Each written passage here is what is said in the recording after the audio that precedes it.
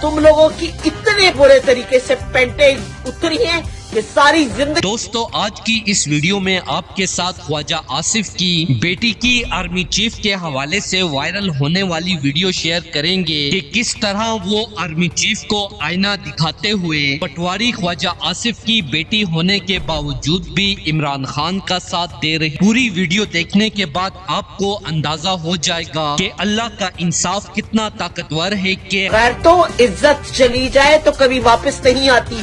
तुम लोगों को ये किसी ने बता नहीं रखा था?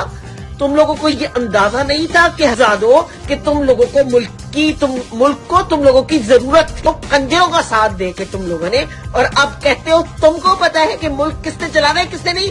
चीफ ऑफ आर्मी स्टाफ पता था तो तुझे पता होना चाहिए था कि नवाज शरीफ से बड़ा कोई चोर नहीं है। और अभी तू कह रहा है कि तुझे पता है कि मैं कभी भी जो तेरी इज्जत चली गई है ना वो वापस कभी नहीं आएगी। बार बार पिछली वीडियोस जाके तू देख, तुझे बार बार बोलते रहे हम कि मुल्क को तुम लोगों की जरूरत है, ना करो ये सब कुछ, लेकिन तुम बगैरतों ने एक नहीं सुनी।